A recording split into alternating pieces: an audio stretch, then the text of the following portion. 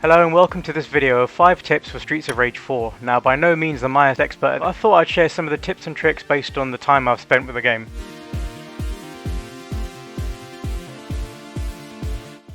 Positioning yourself is really important in Streets of Rage. When an enemy is about to attack, you can time it so that you move above or below them and move in for an attack. Standing in the wrong position, you're guaranteed to get hit. Keeping your distance is key here.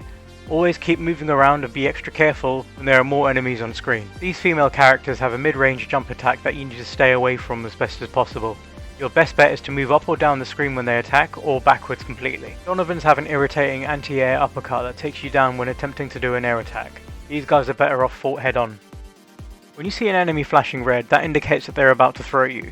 I always try to do an air attack to counter this. A trick that works on all Streets of Rage games: if you do get thrown in the air, hold up and jump when you land, and you'll land on your feet. Also, if you're knocked down from an attack in Streets of Rage 4, you can land on your feet by pressing the jump button just as you hit the floor. One thing that's new to Streets of Rage 4 is a combo counter. Combos are a great way to keep your score high, and the higher the combo, the more points you get. Some moves can launch an enemy into the air. This is a great opportunity to do more attacks and keep them in the air. Try and mix them up between normal attacks and special attacks to do the most damage and a higher combo. Combos are also a useful way to get extra lives. Every time you get 8,000 points, you get an extra life in a stage.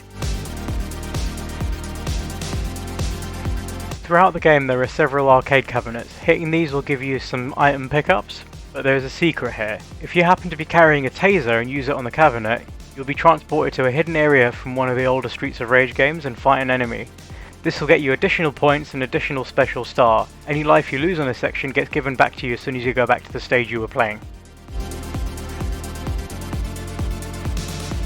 Each boss in this game has their own unique style of attacks and patterns to follow.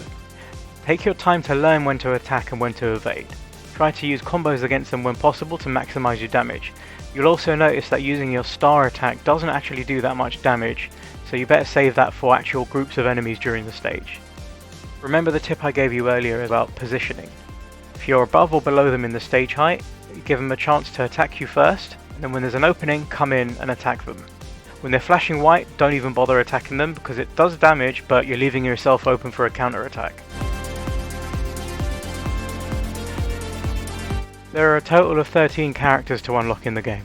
One is a modern version of Adam, the rest are the original versions of the main roster of Streets of Rage 1, 2 and 3. And finally a Streets of Rage 3 version of Shiva. The Streets of Rage 1 characters don't have special attacks, and their star special is the Cop's Assist from the first game.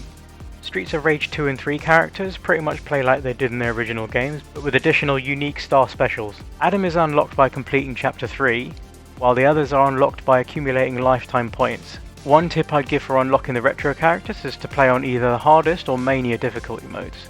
This way you get more enemies on the screen at once, and thus rack up higher combo count per level. With a bit of practice you should be able to unlock all the characters after a few playthroughs. Those are some tips for Streets of Rage 4, I hope I was able to help you in some way or another. If you like what you saw, please give a like and don't forget to subscribe for more videos. See you next time.